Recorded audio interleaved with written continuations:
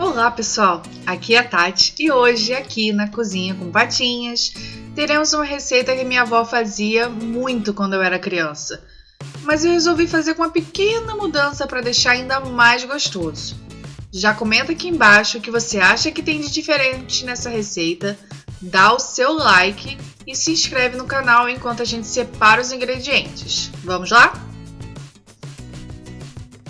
Vamos começar batendo a manteiga, que deve estar em temperatura ambiente, junto com o açúcar. Deixar a manteiga em temperatura ambiente não é só pelo processo, mas também para facilitar bater. Imagina a dificuldade que não seria bater a manteiga dura e gelada. Esse processo de bater a manteiga e o açúcar ele tem um nome. Deixa aqui nos comentários se você já sabe qual é. Se não sabe, fica até o final que a gente vai te contar.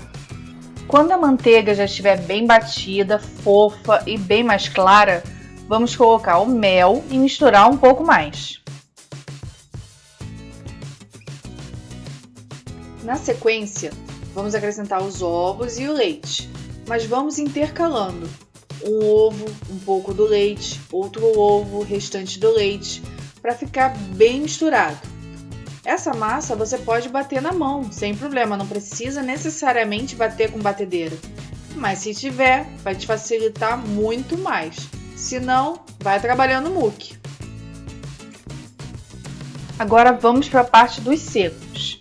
A gente vai misturar o amido com a farinha e peneirar em cima da massa, em 3 partes, para que tudo se misture bem e não fique nenhum grumo de farinha no meio da massa.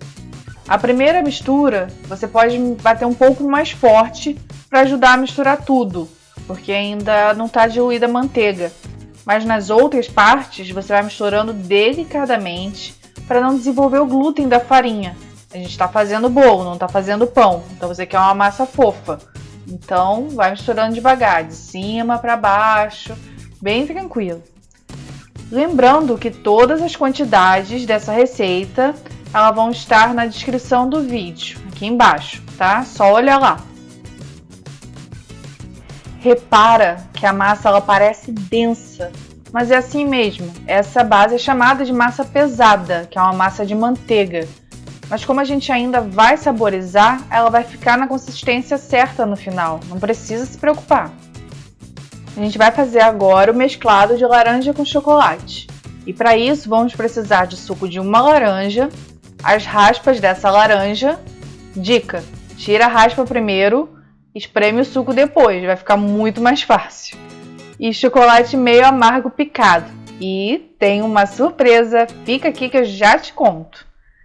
Então vamos começar derretendo o chocolate, pode ser em banho-maria ou de 30 em 30 segundos no micro-ondas. Como isso é uma quantidade pequena, eu vou botar no micro-ondas.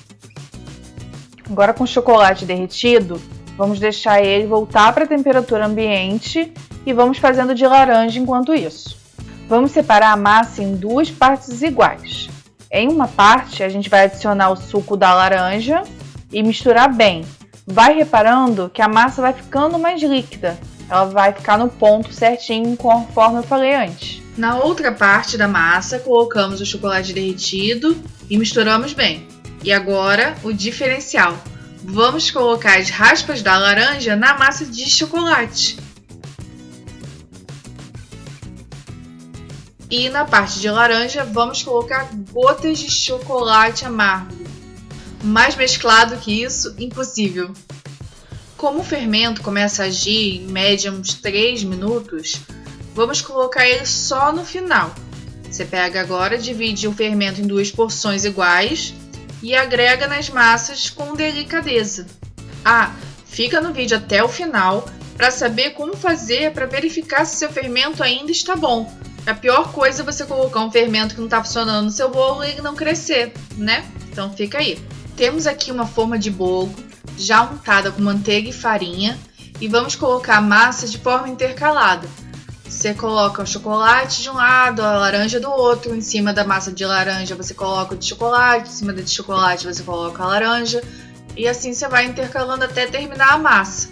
Mas a cada parte que você colocar, você dá uma batida na forma que é para ela ficar uniforme, a massa assentar e qualquer bolha de ar que possa ter subir.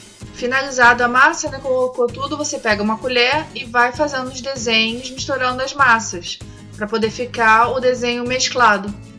Com a massa toda na forma, já a gente vai levar para o forno a 160, 170 graus, vai depender de qual é o mínimo do seu forno. É por aproximadamente 50 minutos. Mas depois de 30 minutos, você fica olhando para ver se ela está crescendo, vai fazendo o teste do palito. O segredo mesmo é quando a casa estiver toda cheirando a bolo, uma delícia. Aí você vê que está quase lá, vai olhando. Quando você tirar o bolo do forno, você deixa esfriar por completo antes de desenformar, para não correr o risco dele quebrar. Não adianta nada esse trabalho, o bolo ficar todo bonito quando tirar e grudar na forma, quebrar todo, sem graça, né? Então espera um pouquinho. E prontinho, olha como é que ele cresceu. Viu o mesclado? E em cima o efeito mármore, que é o outro nome que esse bolo tem. Ou é bolo mesclado, bolo marmorizado. Gente, ele ficou macio e com as gotas de chocolate ainda derretidas no meio. É uma receita perfeita para um chá ou um café da tarde. E é isso, pessoal. Espero que tenham gostado dessa receita.